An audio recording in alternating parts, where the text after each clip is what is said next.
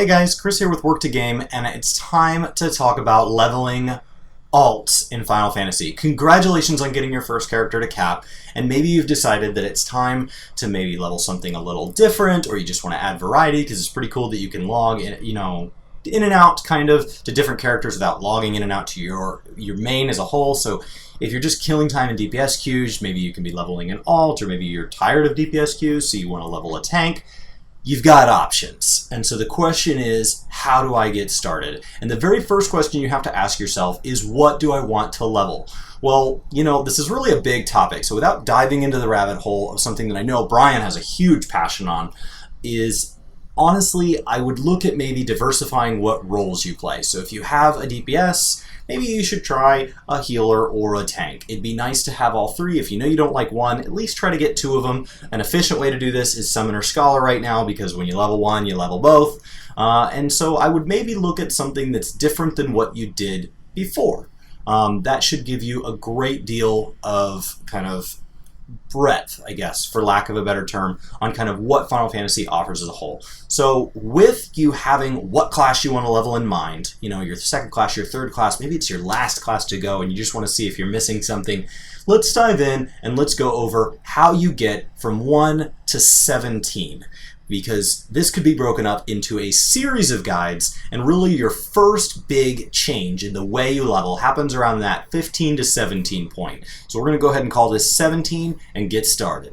Now here we are in game, and one of the things that you have to ask yourself is, what kind of leveling do you want to do? Because not all the methods I'm going to list are the most optimal experience per hour. They're all just ways to get a chance to try out different things, add some variety. Some take maybe less time each day, but they're going to take a lot of days. And so the goal here is to get you to 17 so that you open up the next round of ways to level. It's a big, big way, because honestly, 1 to 16 is one of the most, I don't want to say boring, but simplistic parts to level in the entire game.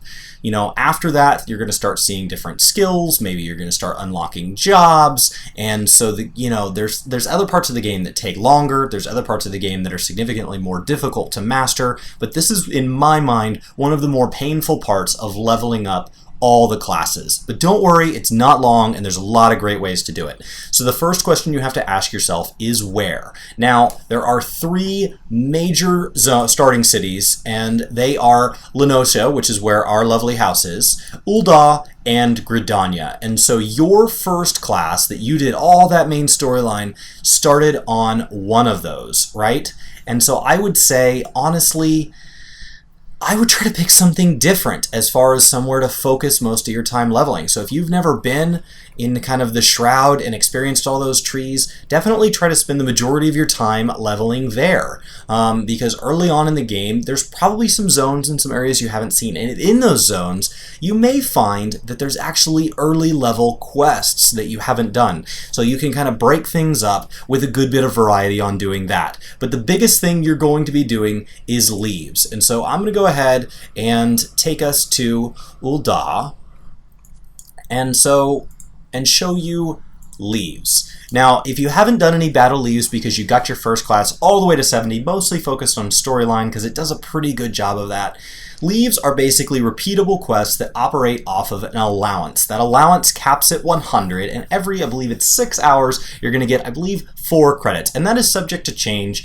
One of the things that Square Enix has done is they've started to really look at the way people level, so I wouldn't be shocked to find out that changes over time. But you can have up to 16 with you, you can have 100 in your allowances, and they're really, really great at turning in, and they've upped the experience that they give over the years. And so I think that they're a great way to level, especially this first little gap, because there's not a lot else you can do. Another great way to level is Fates. Fates are out in the world, you've probably seen them, they level sync you if you're too high, and they're really fun to do with groups. So if you're out in the area and you see a Fate, especially with other people doing it, that's great experience for leveling, especially early on while there's very few sources. I would focus quite a bit on fates if I had a group of people to level with, because they work awesome. Now, the reason I brought us here to Ul'dah is actually there's a lev meet, a leave meet, whatever you want to call it. Now, these are spread out in different cities, and each city has a guy like this that only holds the ones for the level range appropriate for that zone. But I like going to the one in the main cities, at least till I kind of have a feel for it, because this will let me sort things. So here's all my level 1s, here's all my level 5s, because especially if you're an ARR player, you may have already leveled some classes partially for back when there was cross-class skills. And so this is a great way to be like, okay, so this is where these are. So you can grab these from here the first time, and then once you grab them, it'll be like, okay, here's where you need to go, and then that tells you when you go turn in, it'll have it turn it into that area so you don't have to bother finding him. This little check mark up here shows that I've done this quest before, because there are some achievements linked to trying all the different quests. And so if there's any in here that I may have not used on some, like here's one that doesn't have the check mark, which means when I was leveling around 15, which makes sense because there's a lot of ways to level from 15 to 20, I probably took a break from leaves. And so if I ever want to go back and make sure I've gotten like the achievements tied to all the unique leave quests, that is how you know that you did that. And so let me see if I can find that. Quests, leave quests, complete 10. So it has complete numbers. I have not completed, I've done 100 because they buffed these substantially, but I would do a lot more as I level more class moving forward. But then right here, complete unique battle quests, right? So I've completed 80 unique quests. So if I want to get these achievements, I'm going to have to go back and start clearing these. Now I have a lot of classes that are stuck down around level 10 or 15 that I've never leveled, unlike Brian. So I'm going to have to come back and use leaves if I ever want to push those up, which is what this guide is about. The next thing I would look at is Gil Tests. Gil Tests are those early, very simple, basically dungeons, and you're going to be mostly doing it through this roulette right here, the Duty Roulette Gil Test. It opens up at a very low level, and it's a great way to get experience early on. It opens up right here at level 10. And so the roulette only opens after you have enough of the things unlocked. So level 10 is where you get the first 2. As soon as you have 2, they can call it a roulette. And you will be using these at least as high as 40 to be picking up quest experience each day. Now the quest experience here is scaled based on the level. So I'm on a level 70 here. So if, for example, we go to one of my low ones, a paladin down at 28, you might see that some of like especially your roulette reward, it adjusts, right? So we go back to level 70, the experience drops off. If we maybe jump to my red mage, it says it's going to give 5,400 as opposed to only 900. But keep in mind, I went from 189,000 needed for a level to 3.8 million. So the percentage of a level that these guild tests are giving are better for low-level classes. You want to do these, especially since our goal as part of this guide is getting to that leveling roulette that does not unlock until level 16. So you want to get into guild tests. Now, speaking of guild tests, one of the things to keep in mind is by now you have a main, so you've unlocked your challenge log. This is your friend. Guild tests, you'll notice it says complete 3 for the week, complete 10 for the week. So if you just do 2 a couple of days and you do at least 1 every day, you can really pick up a ton of experience here. This experience is scaled to the level of the class for the last one.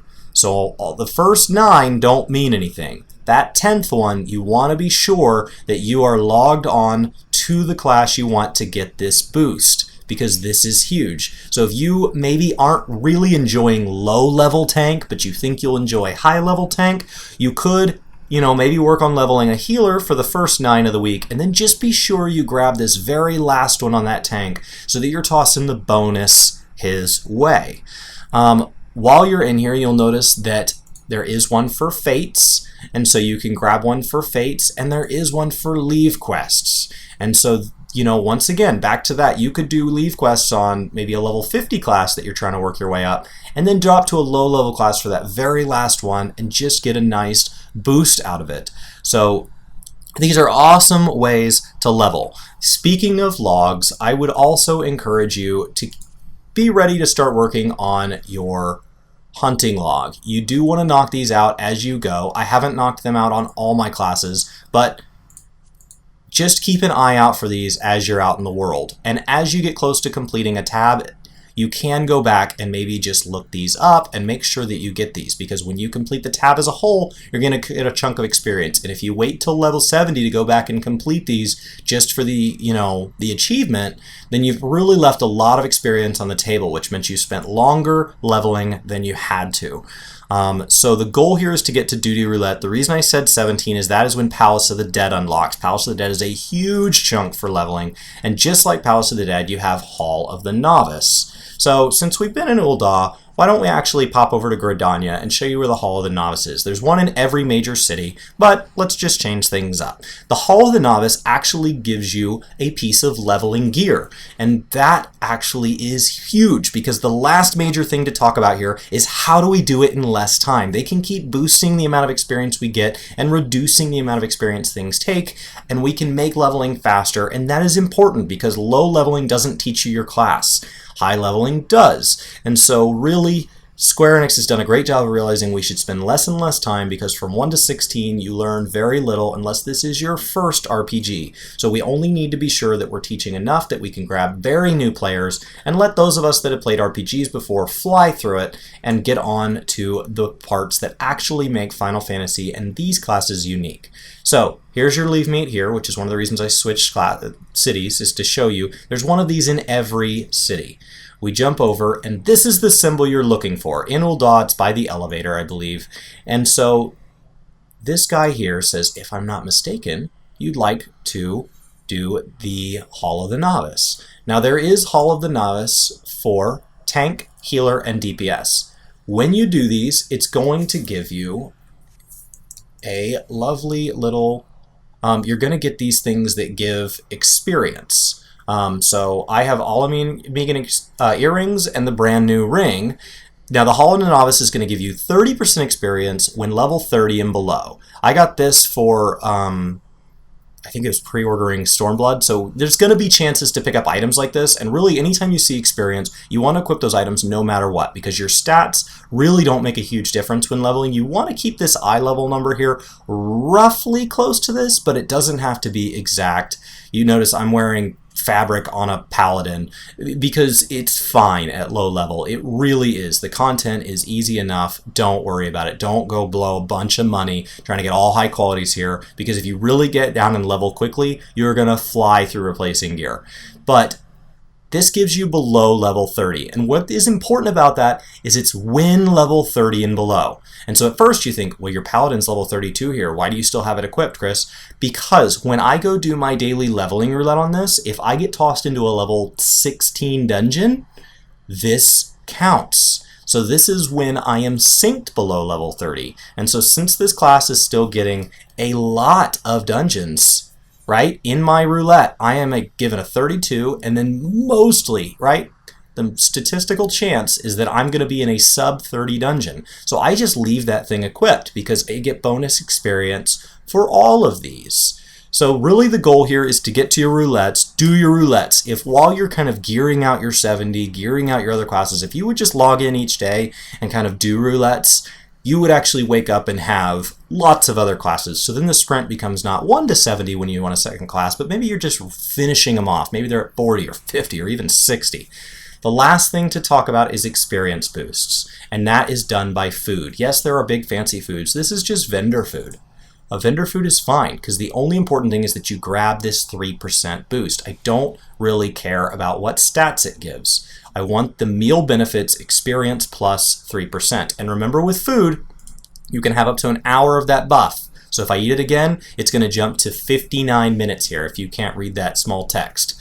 So that is really where you're at. So definitely congratulations on leveling an alternate class. It's one of my favorite parts of Final Fantasy, that I can be working on Black Mage with friends, and then they say, hey, I'm not going to be ready for a few minutes. And I can say, you know what? No big deal. I'll just jump over to my Paladin and level that a little bit. And so, or maybe I'll go work on my Scholar, which is down at level 30 as well.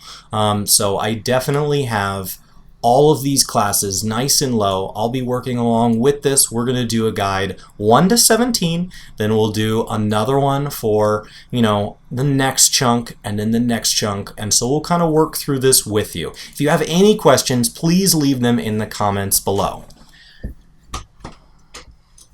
Brian and I are here to help you. This community is here to help you. One of my favorite things about the Final Fantasy community is that they are so helpful.